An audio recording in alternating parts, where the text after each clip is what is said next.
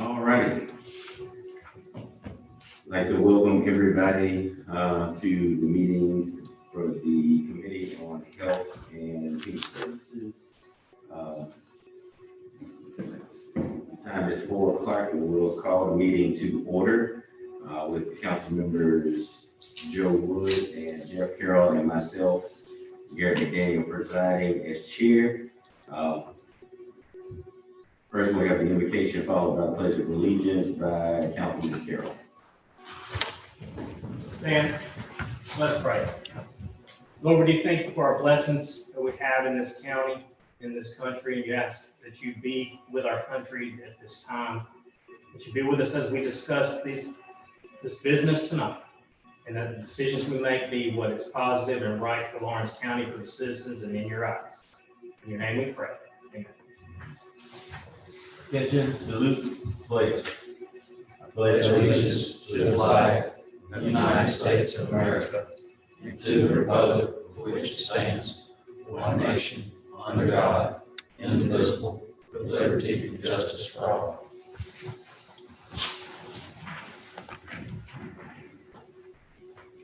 All right, let's get started. I'll call for a motion for approval of the agenda. So moved. Approved. Motion second. Got a motion by Councilman Wood and approval by, second by Councilman Carroll. Do we have to call for a vote on that? All right. All in favor, raise your right hand. Opposed? Agenda is approved. The purpose of the meeting today is to discuss some staffing issues with the Lawrence County Emergency Medical Services. You have the agenda before you, so I guess we'll get right into it. Mr. Pennington, if you'd like to come up and make your presentation. Okay, what you have, you should have received a packet that has some information in it pertaining to the items on your agenda. What we need to discuss is our staffing issues. And if you'll entertain me here, we'll go through this PowerPoint presentation that I prepared. Mr. Kennedy, can you go ahead?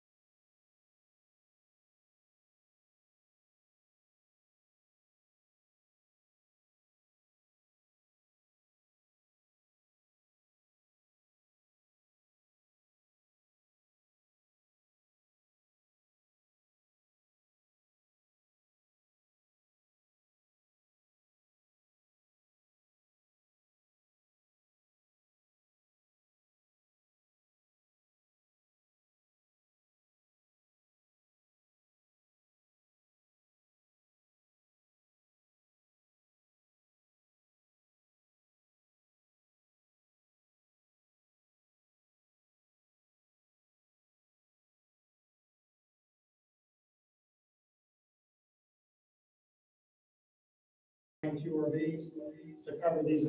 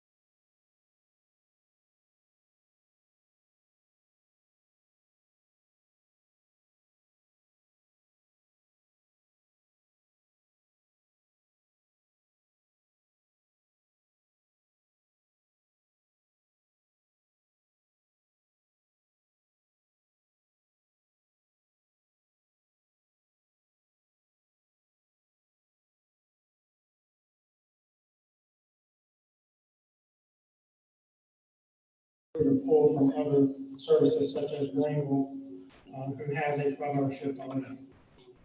But if you look, the numbers for 12 and 24/72 are very similar. There's only a few dollars difference there. The FTE count is the same. You're going to have to increase it by 15 employees, which is going to give you a total of 60 employees. So I'm going to focus on the 24/72, where the estimated 30% range is $3.328 million, which is a difference of $734,864 a year is what we would be short on to go 24/72. And I know it sounds cliche, but for as little as 5 cents a day on the 48,000 parcels in this county, $18.25 a year, we can make this schedule change. That alone is going to net, it's going to net over the 734s and then around 820 or 830 something. So that may need to be fine tuned if you want to get it right down to the exact dollar amount of what we need. But that was just the easiest and the quickest way to get to where we needed to be. So for as little as 5 cents a day, $18.25 a year on the 48,000 parcels in the county, we need to make the shift change. I want to ask a question. Yes, sir. This schedule you talking about, I want to go to for 24 hour work, 24 hour, be off 72 hours. How many new employees would you have to have? 15. You'd have to have 15 more people. Yes, sir. You can't find 2 now. I can't find 2 now because of the current schedule we're operating on now, which is a 24-hour, 48-hour schedule. Darlington You're on County, 24/48 now. yes, sir. Darlington County went to 24/72 off of the 24/48 and they filled up. I'm gonna ask another question. Ask Mr. Carroll. What does Spartanburg work? We have 12-hour and 24/48. 12 hours, 24/48. We have both of those first 2 schedules. We have a mix, it's a hybrid. Are you low on employees now? We have openings on our 24-hour side, just like Matt deals with. Our geography is different, meaning we can directly compete for people without having to go very far, so we can't really compare that as much. We're down on an island in Lawrence County as far as somebody driving to work. However, I think, it's a good thing for us as we as a county are going to grow and we're going to continue to have increased needs. And at some point, the 24-hour shift with our current setup is going to be a little bit too much than we can handle call volume. Even with 24/72, the 24-hour shift becomes too grueling. They only do it because of those 3 days off, but we still have the same fatigue issues and we still have the same problems with working long shifts. However, there's not a really good answer for us today. First thing I see on there, and that Matt, his previous slide, those are some concerns. It's higher pay and more time off, and that's true. We hear that over and over again, that the pay for the job is just not there. What the expectation that they have as a responder versus the compensation is kind of a mismatch. It really is. So I think I have no issue talking about looking at our pay, making sure we're competitive, get us where we need to be. I want to make sure before we get a wholesale switch to a 24/72 model, that we look at other options or we look a little bit more in the future about what we want to do, because that's probably $1,700,000, $800,000, close to $1 million. We couldn't do that in the middle of a budget year. I mean, you do that at budget time. So we have a minute to think about what we do. We've got really nice equipment now, Lucas's power loads, good things. This is a great system. Good things going on. That's a draw. If we got the pay competitive, that's a draw. But the schedule, I guess I've been in it too long, but I'm not sold on 24-hour shifts anymore as we progress, as we get busier in this community and the upstate. Everybody's moving away from 24s, but I understand why people do it, and you're exactly right. If I could go somewhere and work for one day and be off for 3, I would suffer through whatever. I drive wherever, I do whatever I had to do. But is that the best thing for your county and your citizens to have those responders still working long hours? I mean, we still do it as well. But if you get call volumes that make it almost untenable, you hear people say, I got to go home, and my whole day off, my next day off, is spent recovering from this grueling shift. That's concerning to me. I mean, when people struggle it's an essential service, we have to have it. And if you cannot find personnel, you have to find other ways to do it. I mean, how do you change the schedule, you give more pay, you find people to help, you do partnerships, you do a lot of things that you look at to try and do that, because our obligation is to this county, and to the citizens, and to the 911 system. And it's complicated. The reason I wanted it in committee is for us to talk about that. I see all those pop-ups as options that we have to look at. I don't know that tonight we'll make that decision on the schedule change because of the impact. It's huge impact we can't just come from committee and increase $1 million in our budget in the middle of the budget year. But I think there are services around us that have done it, and they've had success with staffing people. I just don't know if their call volumes and their growth is the same as ours, or their number of trucks or something. I would like to look at those other things too. Darlington County has 5 trucks and run 17,000 calls a year. And we're 5 and 14,000. 14,000? 4.5, right? It fluctuates, 14 and a half. Yeah. No, we're 4.5. No, we're running 5 24 hours. We took some open positions that we had to try to decompress the city truck and put that BLS truck on for 24 hours. Didn't cost any extra money, no new FTEs. We just filled open positions with EMTs. So they're running 30 more calls a month than we are, a call a day. And they also are requiring that each person take 1 call a day every 20 days. And they're also doing a 2.5% increase in November every year as approved by council. Yes, I mean, they're just looking at their trucks versus call volume, knowing they're very rural. I don't know what hospitals they have to go to, but they're just much like barns. They probably farm a lot of stuff out to neighboring stuff, so their transports are longer. The unit hour utilization is heavier. They have to find a good reason to bring people in. And I'm not saying we're not there. I just want to make sure that we're thinking a little bit futuristically. What if your pay in the short run?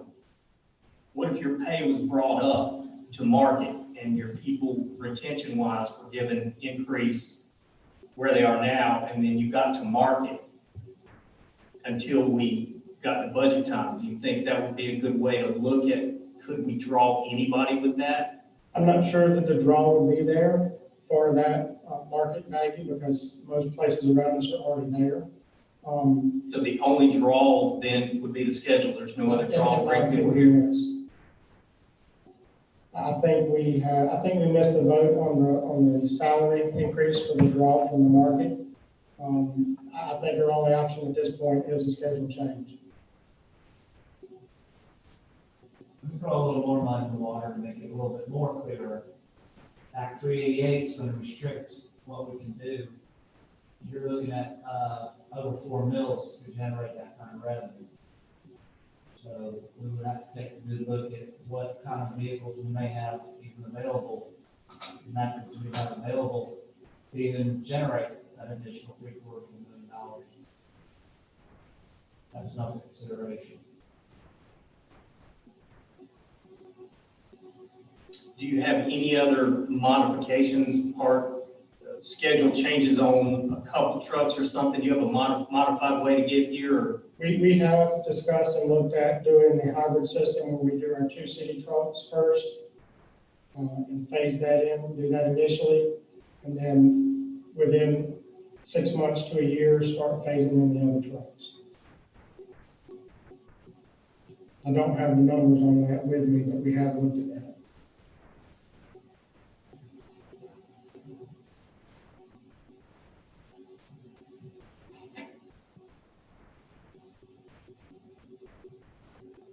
Man, if we were, I mean, I know we're not gonna make that decision tonight, but the pay would stay the same and each employee would work less hours a year, correct? The hourly rate would have to go up, but the yearly would remain the same, but they would work less hours. By how many? They would work 730 less hours a year.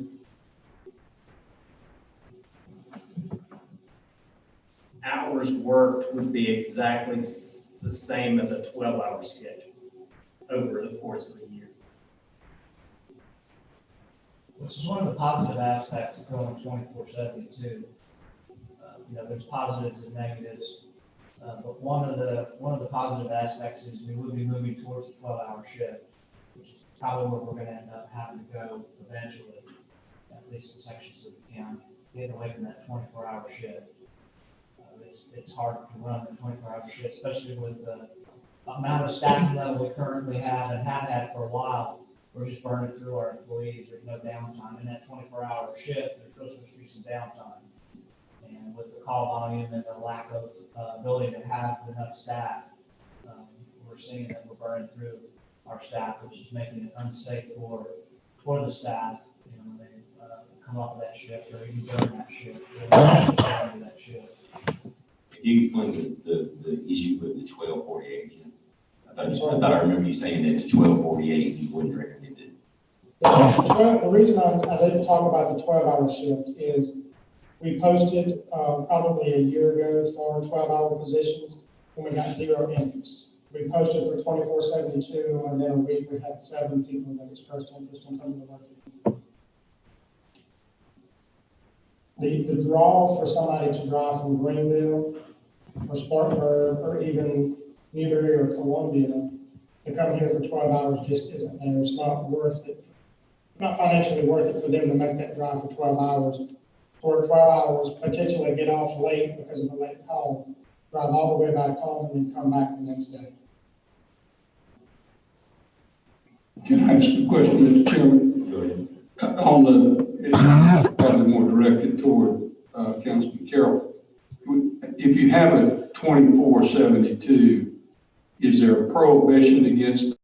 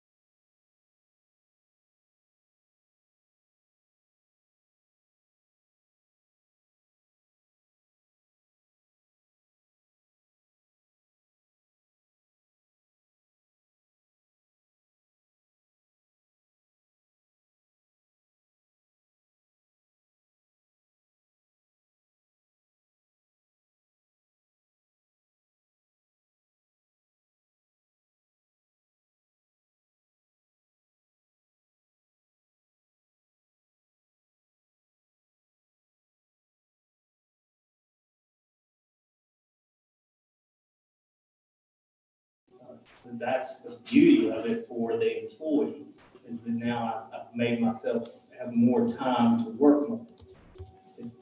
That's reality.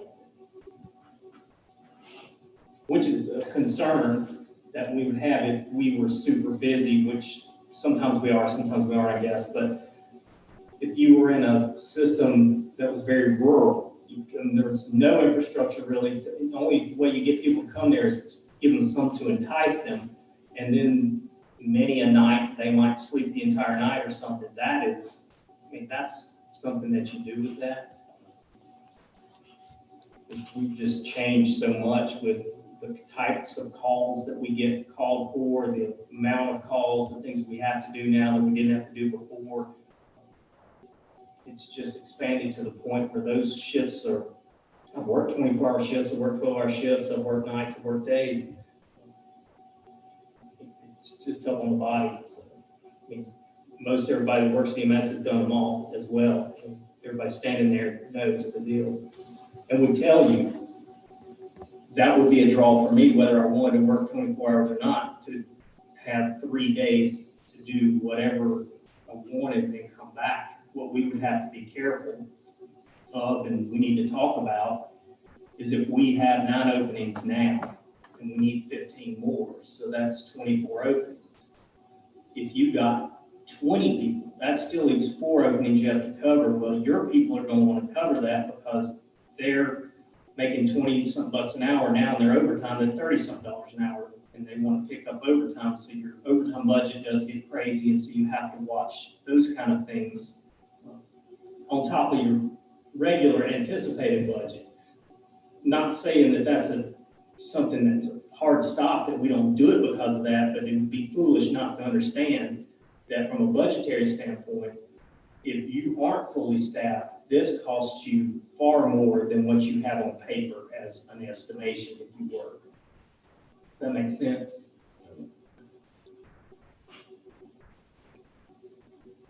On a 24/7, 2-hour shift, say you come in Monday morning at 8 o'clock, you work Tuesday morning at 8 a.m., then you off. Does that mean you don't come back in on Saturday? Friday morning. You come back in on Friday morning at 8 o'clock? Yes, well, we change shifts at 7:30, but yeah, You'd be off Tuesday morning, Friday morning at 8 o'clock. yes.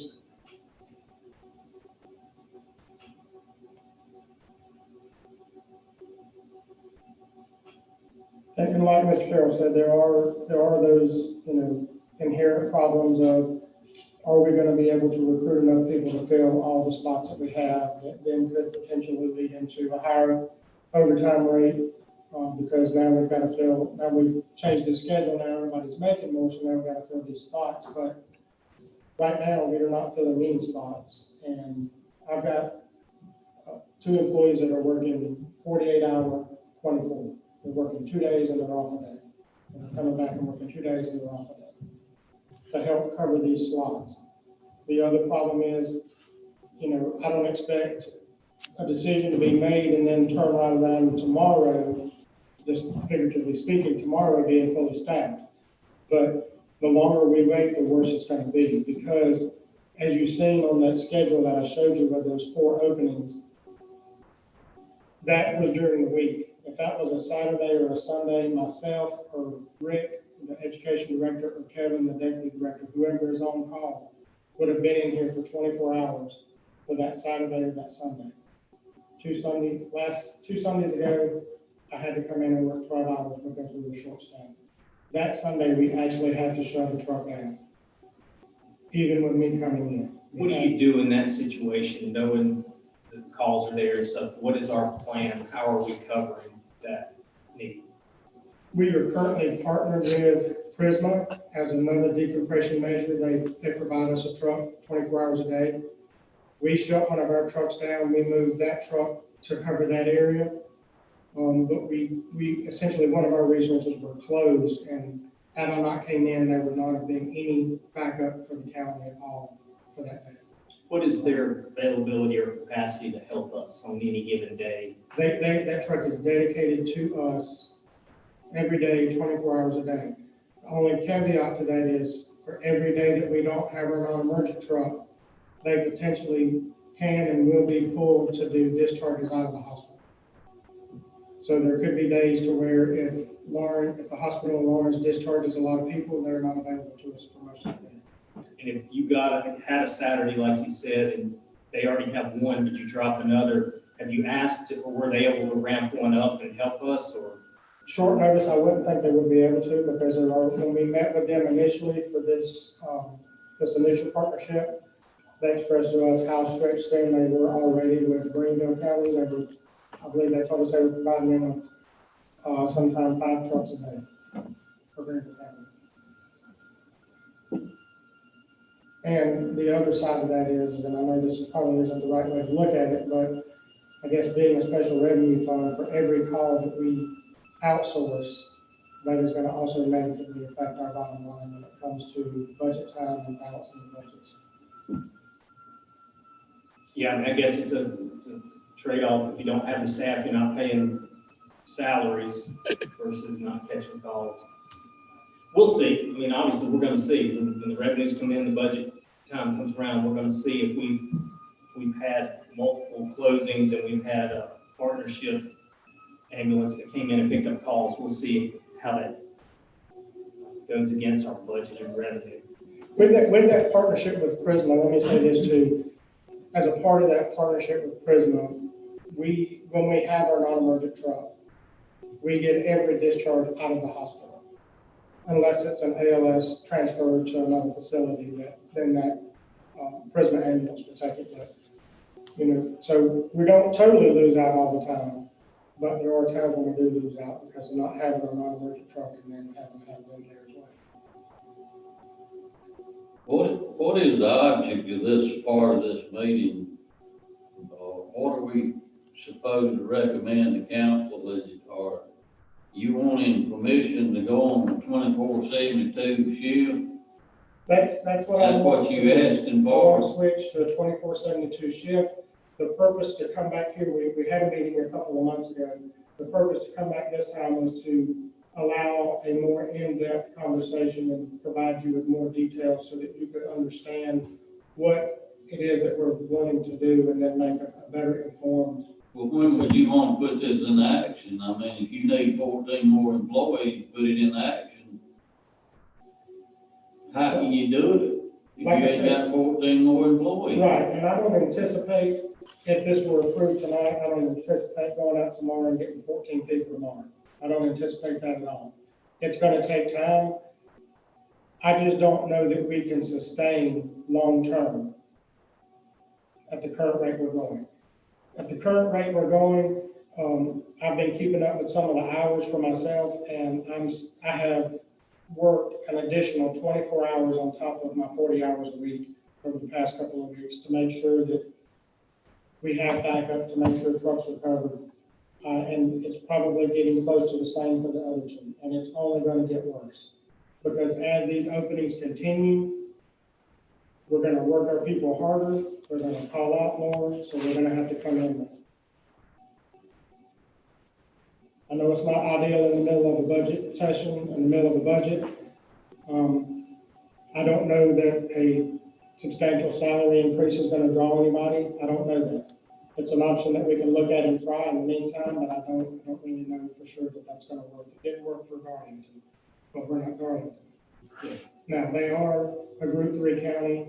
They are about 68,000 residents. I think we're around 66 last time I checked. So it's very comparable relation to population and call volume and services.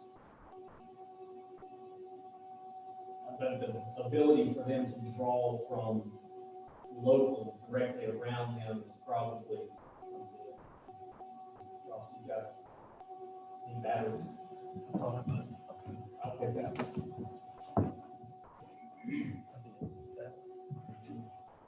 Woods is the only two left.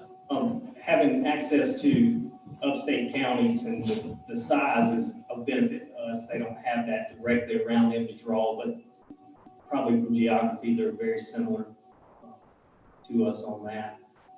I'm not discounting this completely. You know how I feel. I prefer not the B-24s, but I understand the need, absolutely do. But I don't know, in the middle of the budget year, almost $1 million, I don't know how we accomplish that. The reason why I asked you on a stepped approach or We gave some money to shore up salaries to get us competitive, just to ask, just to take a look at it as we move that way. I would hate not to get to market or not to give retention stuff to keep people here that love this place, that love working here. They just want something more. That might keep a few, I don't know. Where does it put us with new expenses if we kept the salaries the same, but then switched over? I know people will be working obviously less hours, so does that balance out at all? I think I heard you correctly. If The we yearly switch, salary will remain the same. So an employee who's making $48,000 a year now will still make $48,000 a year. Where you're gonna have your difference is if we have extra openings and that person comes in and works extra overtime. And your difference is you're adding 15 more And you're human adding beings that you 15, have to pay $48,000. okay. Plus overhead, which is about a third more. Right. And their overtime rate drastically increases. Do you have any idea how many employees you got that has other jobs besides this? I'm following up on what was said before. I don't, not right offhand. If I had to guess, I would probably say 20% or more probably.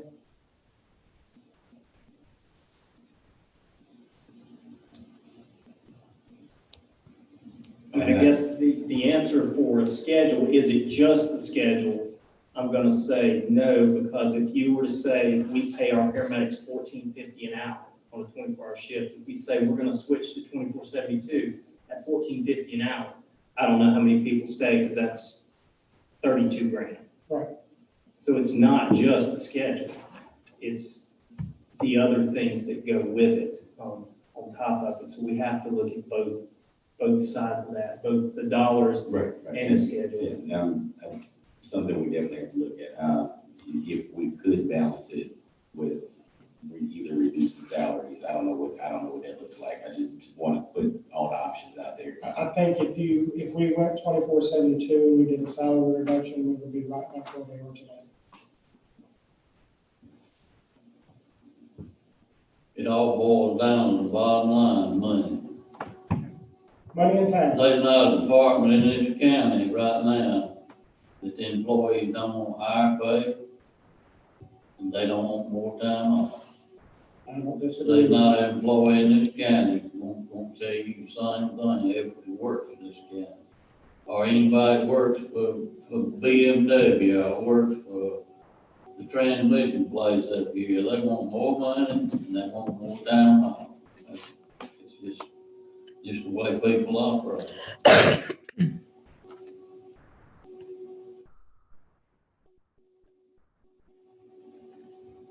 How are we comparable to Greenwood?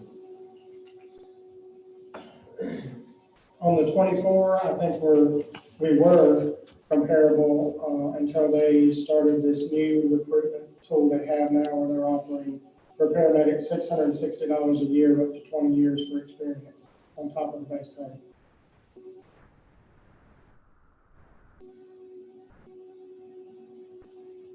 So they're paying for experience up to 20 years. $660 a year up to 20 years. So you could essentially go in with 20 years experience and make $12,000 more than starting. Is that something you think that would be a draw? It's possible. Anything that possibly provide the draw. I feel the schedule change is the most effective draw, but until we can get to that point, I'm open for anything. We've got to, we're at a point where we've got to try whatever means we can to get the people we need to get in.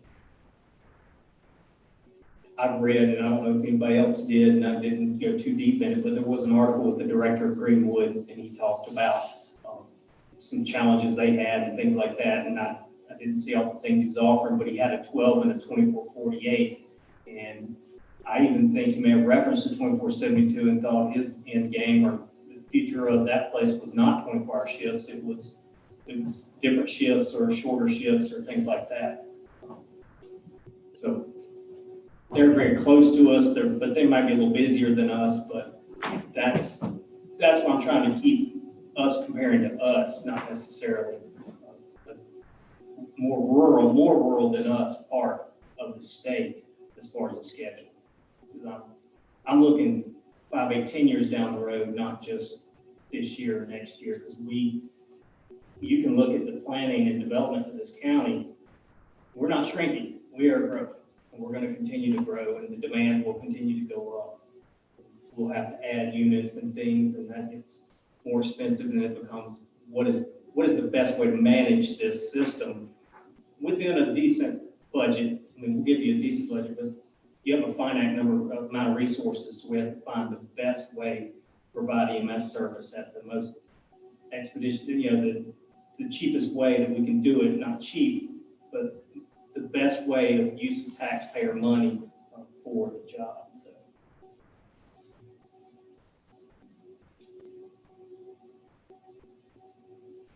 Mr. Campbell, what are we currently deficit spending on EMS? We're not, We're not, okay. we fix that. But we don't have the room for that kind of No, increase. Within our current tax base, our millage, is there some capacity for an adjustment or something we can do now? Some, I have to look at the numbers more specifically based on what's being proposed, but the type of need to cover this, I can guarantee you that. And that's, like I said, that's over 4 mills. We have to take a good hard look at what we could do within the constraints of Act 388. And you got the difference between personnel and capital as far as constraints also. There's no easy answers. But you could get us an idea Yeah. of what we could potentially do without having any increase in the tax base, the millage increase.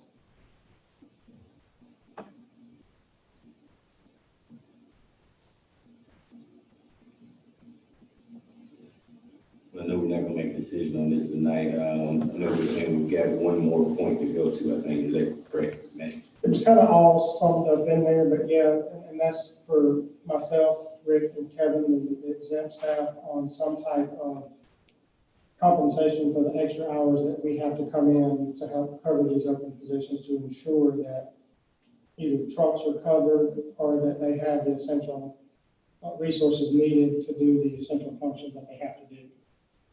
Essentially, right now, we've implemented an on-call schedule every weekend. If we went away from that, and I'm the type of person that, I used to go home every day and my radio stayed on 24 hours a day, 7 days a week. And if somebody called for backup or if there was a bad call, and if I wasn't doing anything, I was going. Because that's the type of person I am. If they need it, I'm gonna go give it to them. And if we don't have available resources, that's gonna be me still, even if I'm not on call. Because, I can't sit at my house and know that somebody needs backup or somebody needs help and just not go. I can't afford that.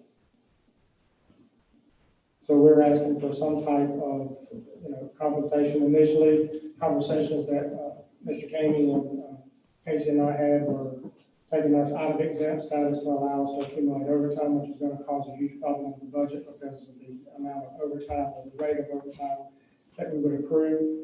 The other, option, the only other option would be some type of flex time.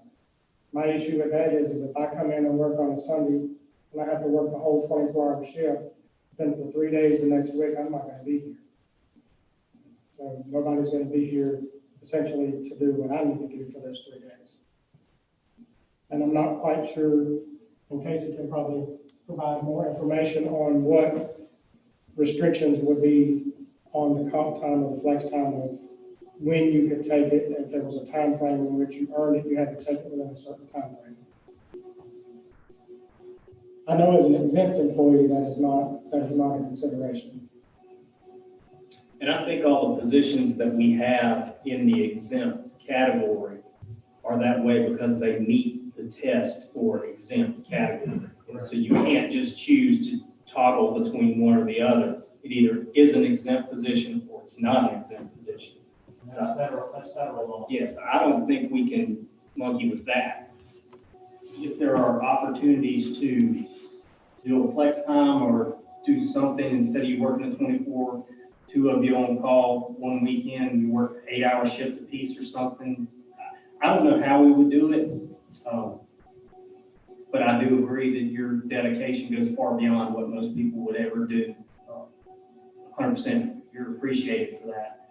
And you should be compensated, but I think on the regular, you shouldn't be required as an exempt employee to work on the weekends every time. We got to figure that out for you. But when you do, there should be something. HR would probably be, I can't speak to what that looks like on your requirements for comp time, how much you can accrue, when you can accrue it, does it drop off at the end of the year? I don't know those things. Casey, do you? So exempt employees aren't eligible for comp time at all. It's, Okay. anything over 40 is part of the exempt status. The only thing with flex time is you would just realign your work hours. So it would be within a pay period, ideally. You would, if you were off, if you work on Monday for 24 hours, by the end of that pay period, you need to adjust your hours or get as close to it as you could. Understanding that exempt employees during certain times of the year, no matter what position you're in, you're required to work over 40 hours. Correct. And I know we talked, Matt, you're the kind of guy that if we said, well, Sunday I worked 24 hours, so I got to find 24 hours in the next 2 weeks. We say, well, at lunchtime, go home. You're like, well, I have things to do. Get to lunchtime, I don't want to leave. I got things to do. Right. That would be, sounds like that would be the only realistic way to compensate. That would be for you to pull away and adjust the hours that way. Is that right? That's right.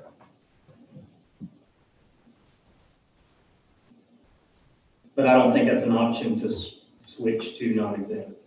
It would have implications beyond the EMS department. It would be pretty much anybody that's exempt within the county. You would potentially have implications for that and jeopardize that status for everybody. How many exempt employees in EMS? 3? 4. Oh, We got myself, Kevin, the deputy director, Rick, the education director, and June, my admin assistant. I don't put Gene in there. well, I've been She should on be a council, non-exempt I think there's employee. only 3, just to break down the Okay. Gene's there. I've been on council for 18 years, and there's one thing I've already done is supported public safety. And that includes EMS, and I've been trying to get your bill for 8 years. But I don't want to make you mad about what I'm fixing to say. If you're a supervisor and you over EMS, or you got 4 employees over EMS, y'all gotta step up to the plate and do what you gotta do to keep EMS going. And that don't mean you gotta get extra money to do that. If you're not making enough money, you need, and it's been done, I know many times before, come to council and tell council to give you a raise. I mean, what this says here in exempt employees one-time payment. What are you asking for? I mean, you asking for a certain amount of money for these 4 employees, or what? I didn't put, the only thing I put was exempt employees. I didn't have anything to do with the wording of the one-time payment. My submission was just to look at the exempt employee status and either taking us out of exempt or offering us flex time. I Well, don't- bottom line, what are you expecting? I mean, what do you want? To be compensated for the extra time, because as I said, if Is I have to that work 24 compensate you hours, by every hour you work over? those are the only 2 options that I can come up with, is out of exempt status and compensate for anything over 40, or do the flex time. But as I said, if I work a 24-hour shift on a weekend, then that takes 3 days out of the following week that I'm not going to be here. I don't mind stepping up to the I plate. thought about this a I don't mind doing lot. what I need to do. But it's a problem that we've had for quite some time, and we beat this horse to death, quite honestly. And if we don't do something, then you're gonna have to figure out what else you're gonna do with the system, because it can't sustain much longer like it is, no matter who's at the head of the department.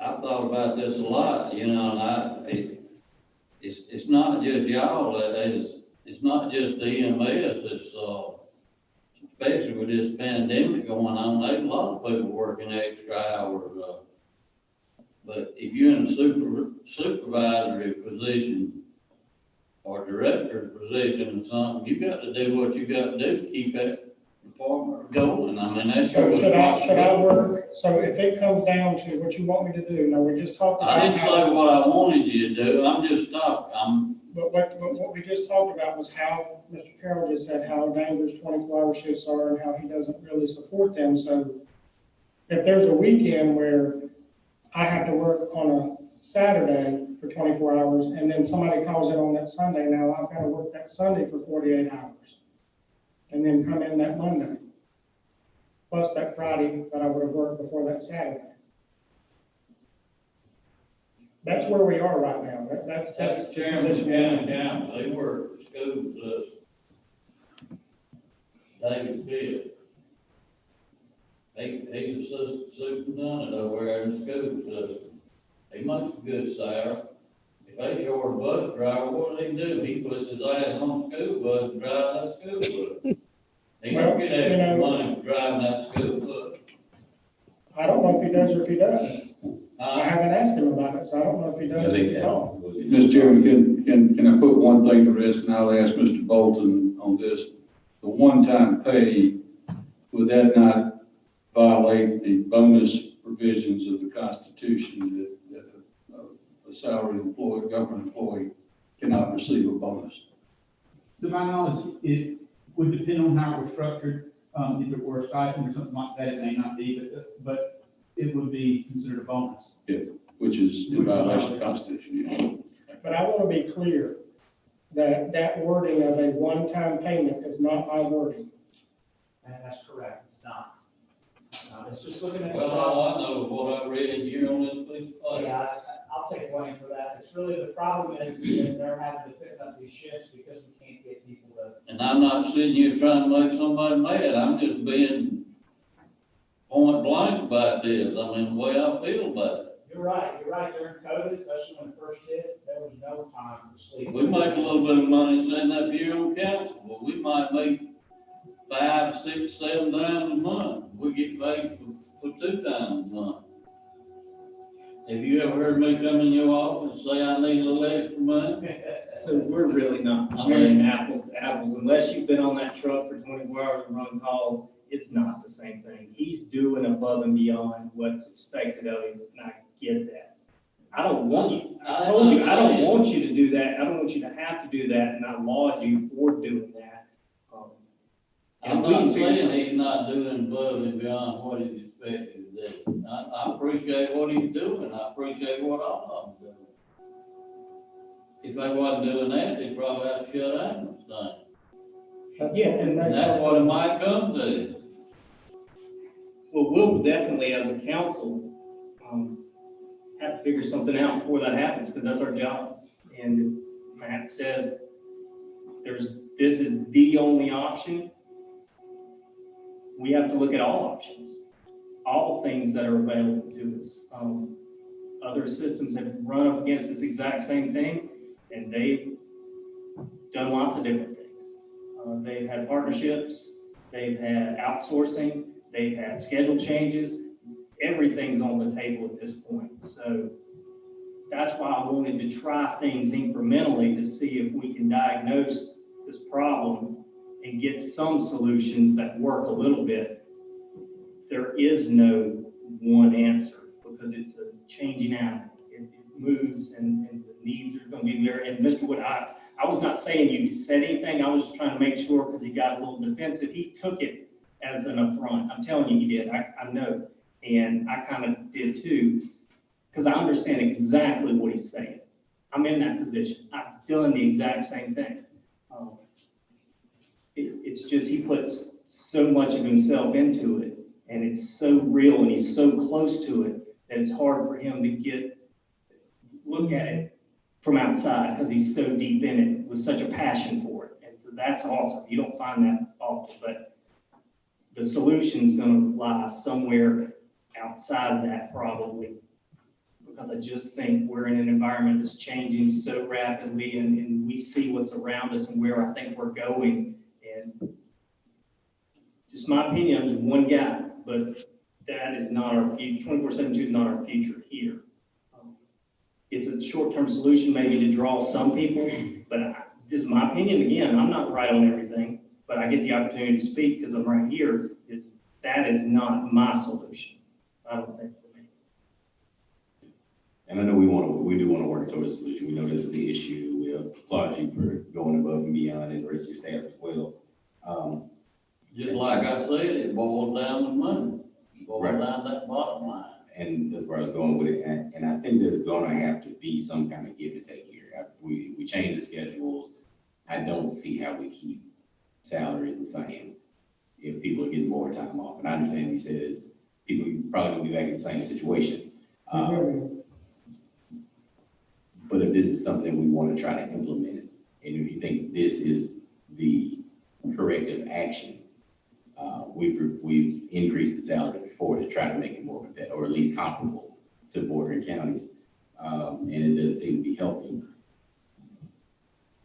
I'd like to see the numbers on how do we get it closer to balance with 1248. It seems like Mr. Carroll doesn't like the 24 hours. Well, it's not that I don't like it. I think that it gets to a point where it becomes dangerous for the employee and the citizen both. It can be done, and it can be done safely sometimes. But you'll hear stories all around the country of people saying, I don't even remember driving home, I was so exhausted, things like that. We're forced into having long shifts. People work 48-hour shifts, 48 hours in a row. You would hope they would get a lot of rest, but they probably don't. But as people in charge, our goal should be to find a way to compensate and have lower hours for safety and for not only the employee, but for the citizens as well, driving that 20,000-pound vehicle down the road that at high rates of speed and you're drowsy, you might as well be intoxicated. And then when something happens, we own that. And that's my concern. That's not that I grew up on 24-hour shifts, but they are just not good for employees. That's my No, concern. I understand. And they may not be, but as I said before, we put out for 12s and got a big zero for interest. Yeah. There's I understand, nothing, I live here, I've lived here my entire life. There's nothing in this county to draw people in for 12 hours to come.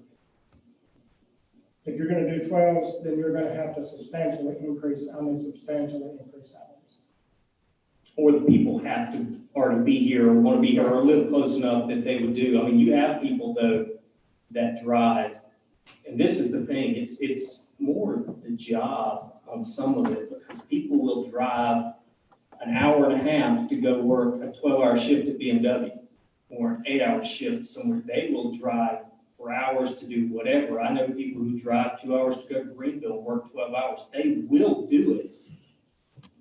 But there's so many opportunities to do it other places that there has to be a specific draw to Lawrence. So they either live here or they're below us and they would have to pass through us to get somewhere else or something. I understand, but we're going to, the next 5 years in Lawrence County is going to be different than you've ever seen as we grow and do and add these things that we've got an opportunity to do with the capital penny and things. There will be draws now. There will be things that highlight our county that sits right in the middle of a sweet spot for everything. So I don't think we're stuck here forever lamenting like we've been. But it won't happen fast. And it's just like if you change the schedule today, you don't have 24 people tomorrow to work. And that's my concern. By the time we get to a point where we could be fully staffed doing this, then it's untenable. We have to switch. And then if they didn't want to work 12s, they're going to exit stage left and we've got a problem all over again. So I just want to make sure we don't knee-jerk on that schedule.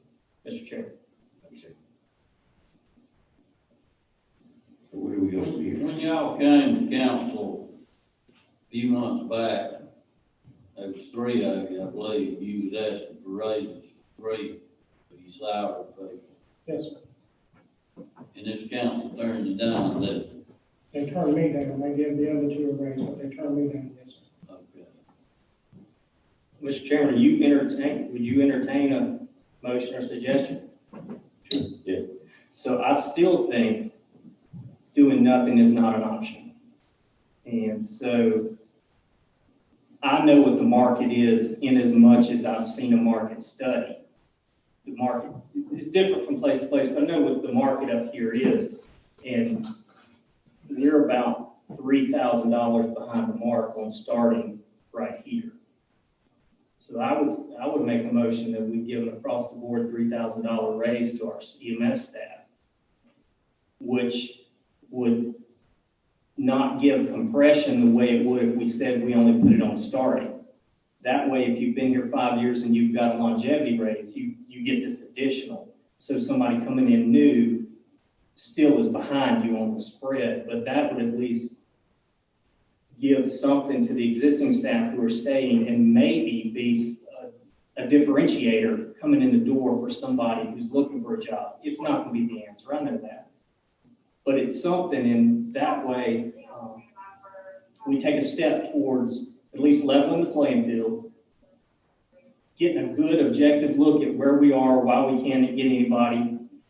The hygiene factors are being taken care of. We're going to redo EMS headquarters. We've got nice trucks. We've got Lucas. We've got Power Load. We've got things. We're taking care of those things. Now we've got to get people to come here, and pay on the front end won't be a detractor. It'll be comparable. And so I'd like to try that first. So that would be a motion I would make, Mr. Chairman. Can you kind of clarify your motion? Would that be just the medics, or we're looking at? No, sir, I'm talking about all 41 positions, including the director and everyone. And admin? So the admin is not a certified EMT or paramedic. So I'm talking about my EMTs and paramedics. And the exempt employees? Correct. Thank you. Do we have the starting salaries for all of those? The only reason I have a question is because 3,000 isn't the same across the board. It's not. It's not arbitrary in as much as what it does is I know they're starting as 44.5 or 45.1. It's something right there. Matt, you have to help me. I don't be too far off, but For medics, I want to say we're right at 45, right? Let me look here, gotta put my glasses on. 44, 7, 8, 89, 44. 44.7. So the market is right at 48. It's just a shade under 48 for starting. And then, see, at the point that Gary brings up is a good point. Now, our EMT position is 36. No, So your EMT starting, I think, is 35. 32, 565. Is it 32? Well, the market for EMT is almost 34. It's 33.8. So what you would do then is you would be a little above market on your EMT, which is a draw that we need because we have a BLS truck that we can't cover that we need to staff that makes money. So if your EMTs were incentivized as well, actually a little above market, I don't think that's a bad thing. Well, if I heard you correctly, I was looking, so I don't think I did, but did you say that for the non-emergent truck? Is that what you were saying? You're hiring EMTs for your non-emergent truck. Do you not? So Our non-emergent truck is staffed by part-time only. Now, but Medic 5 is it's full-time. is full-time, and you do have people all the time to staff there, you have I do, that is in our regular rotation. and you have no problem filling them? That's not considered non-emergent, that's part of our 911 response, Understand, but do you have EMT openings? not currently. Medics are the problem. So you don't have any EMT openings? Everything I have is bare minimum. Medics are the problem. Well, then, just looking at, I'd still say you're 1,500 behind on your EMT. So I'll amend my motion to $3,000 for your paramedic positions, including your exempt, and 1,500 for your EMT positions. We got a motion on the floor. Do we have a second?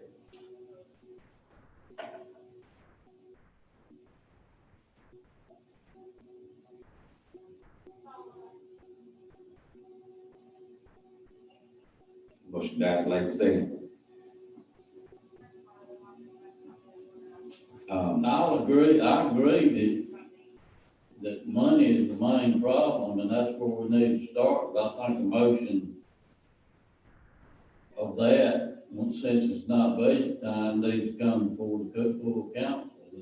It I would, know this is just a recommendation to the council, but I think the council needs to hear the facts of why you want to give them a $3,000 raise. we just had a committee meeting that is probably If you recorded. make a recommendation to the council to give them $3,000 raise, it's not gonna pass if they don't know the details about it. So we record this, it's an open committee meeting, they could go back and watch it. I think it was pretty clear why I wanted to do it, but I'd be happy to present it.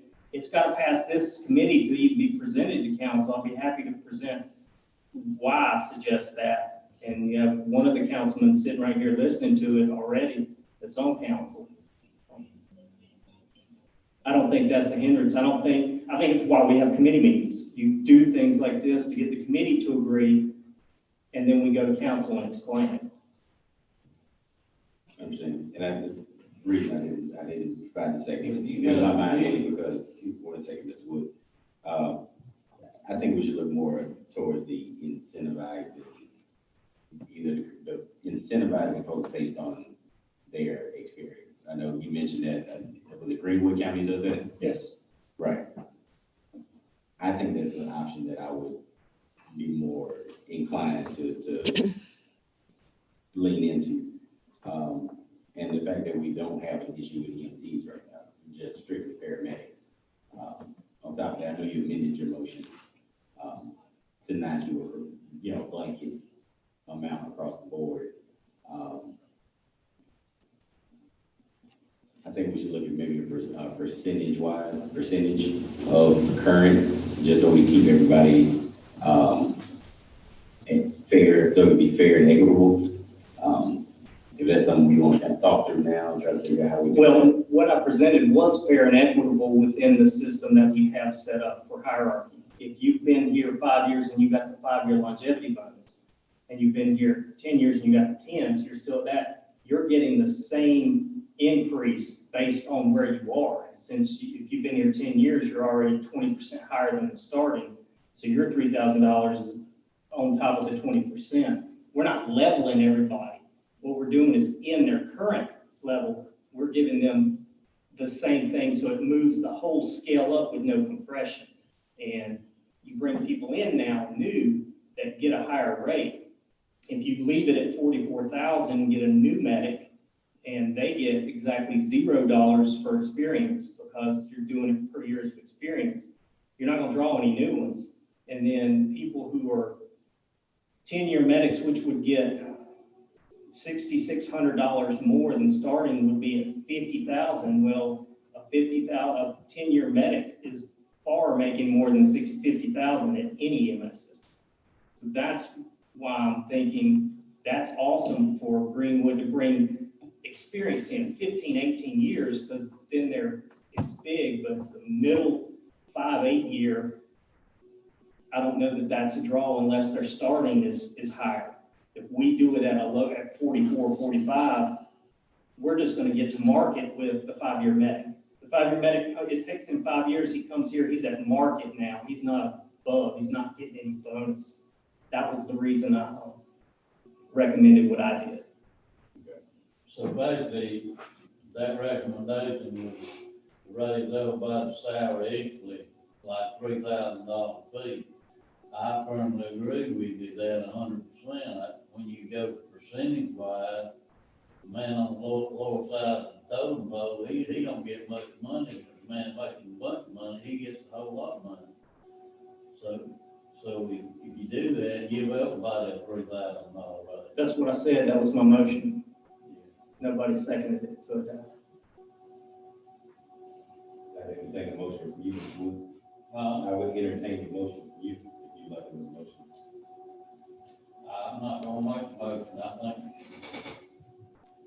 I said that, I feel like the whole council needs to hear this, and as far as the committee meeting, just like we sit here, if I'm in that next meeting where this is discussed, three people sitting up here can offer put their 2 cents worth in, you know, and maybe fill in the other council and let them know what reason you want to do that. That's what we would do. That's why you have a committee meeting. You decide something to push forward, then we take it to full council, and I'd be happy to be the one that presents it if Matt doesn't. And then they can ask questions there, and we've already adjudicated it, so we have answers, and then we can tell them. And that's the whole point of having a committee meeting. So you don't have a 12-hour council meeting to have a committee meeting. I think a good compromise here from what you're saying, but both of these are good points. I think maybe if we were to bring this issue to council, this committee already has heard it. It maybe doesn't need to be a formal motion. Because I think motions from a committee don't need a second, right? Recommendation going to council. Going to council. Yeah, but it still gets voted on. We can just revisit this in front of the full council. You can make the motion in front of the full council to bring the petition back up. That's a possible solution to what. I think that's ridiculous. That's why we have a committee meeting. That's why it's right there recorded. You have a council member that's on full council there. To do this again in full council, why do we have a committee meeting? Just my opinion. Well, I never heard the director ask for more money for the employees. I mean, tonight, I thought he was asking us, we wanted to go on, he wants to go on the 24/7 schedule. I thought that's what we was discussing. Right, but we still That's- have, we that's the- still have an issue of staffing, even if we don't, if we can't possibly switch the schedule now because of budgetary constraints. So what Mr. Carroll was trying to do was alleviate the issue at hand. That's the end goal, is to go to 24/72, but we've got to make whatever stops we need to make it from now to that point. If you did give every employee in EMS $3,000 raise, is that gonna help your problem? Is it gonna draw people here? No. Is it gonna draw people, and make people want to come to work here? No. Is it gonna stop people from leaving? Maybe, but I can't speak for my employees on that aspect. How much money would it take to make them stay here? I can't answer that. How much are we off from the other counties now? I believe Mr. Carroll just said, based on market, we're about $3,000 off on paramedics by market value.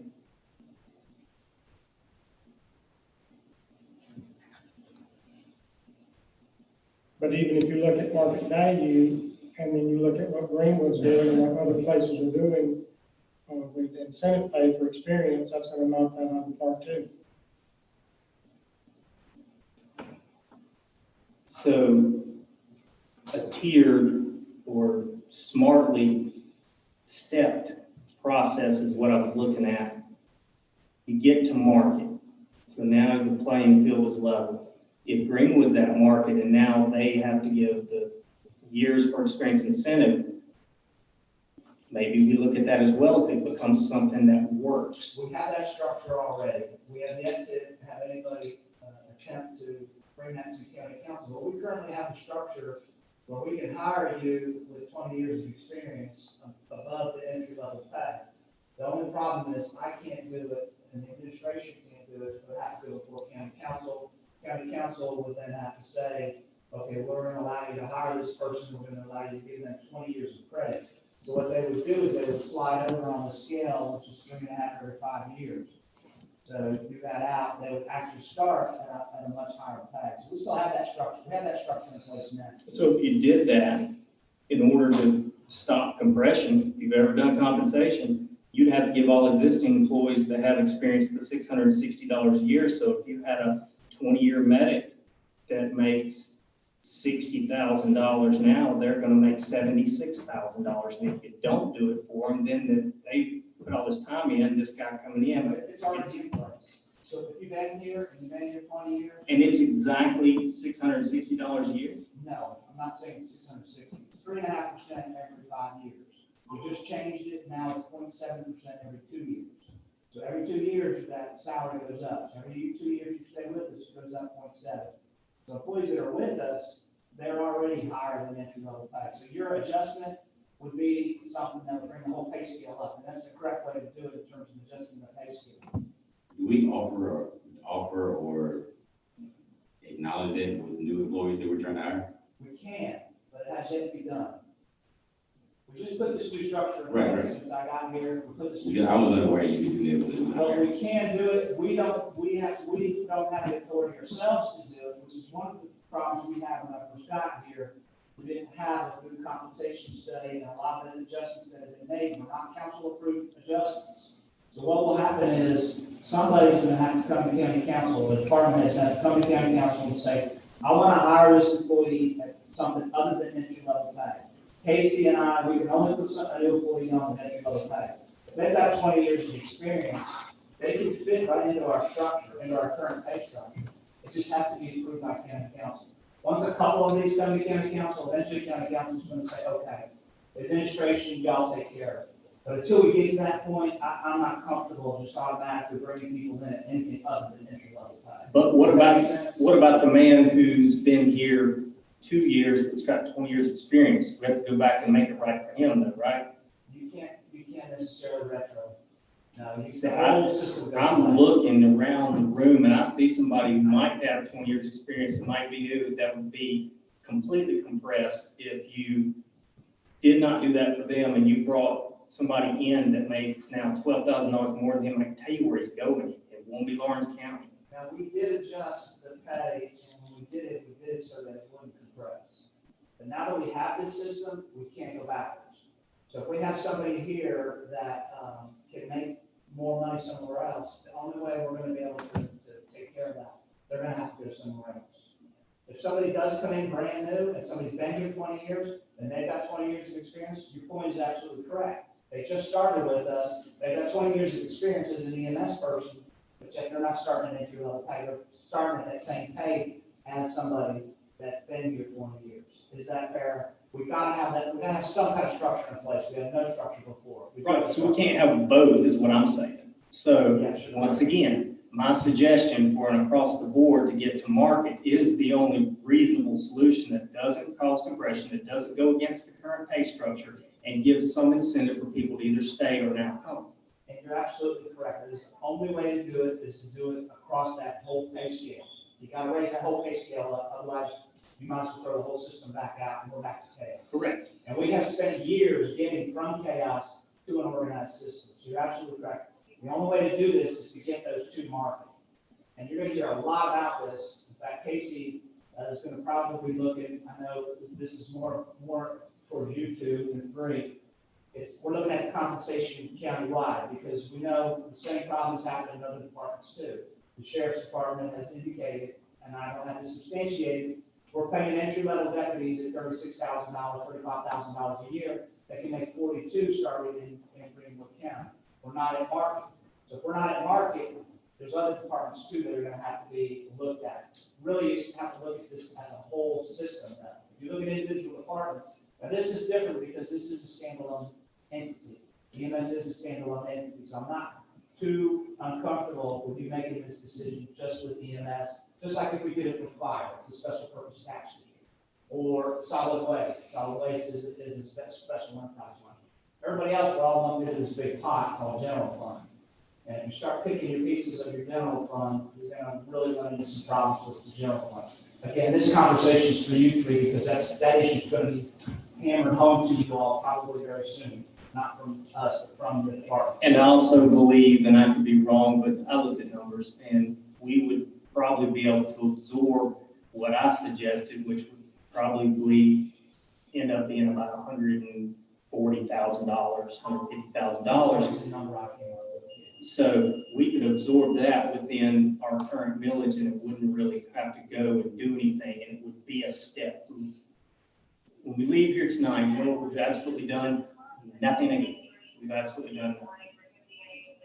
And I'm tired of doing nothing. You come here every time and you bleed for it, and we say, we support you. I support you, man, but not giving you anything. but a good job. And that's not what I want to do. But I also have hard stops, where I'm not going to do anything silly that's outside our budget we can't do or that's crazy. But getting us to market is the first absolute thing that needs to happen.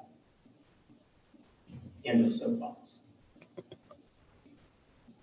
When you was turned down for that raise back in the budget time, well as I remember, and the other two got the raise, how much was you turned down for? 2,000, $2,000? yes, sir. Everybody, I think, I was under a different impression and was formulating in a different way from how it was actually being awarded and or presented. So, yeah, the other two got 2,000, and I was turned down because I was, based on my current rate of pay, I was at what other Group 3 counties, as I was told, were relatively close to. And I understand the comparison of wanting to look at other Group 3 counties, but the majority of other Group 3 counties are not within a driving distance or anywhere where we would directly be competitive with employees for those counties. The only one that I can think of would be Greenwood, as far as a Group 3 county. I was going off of numbers from other counties that are neighboring counties that touch Lawrence County versus Group 3 counties, because we don't really compete directly with those counties other than Greenwood. Well, I know when that happened, I didn't agree with it. But it was.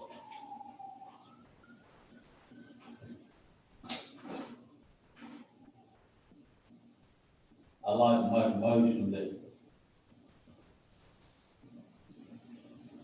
Can we pull your motion again, Mr. Carroll? I'd like to make a motion that we increase all our paramedic positions, $3,000 across the board, and EMTs $1,500. Existing and starting, so that it brings. That exempt people too? Yes, sir. Okay, I'll second the motion. All right, got a motion and second, all in favor?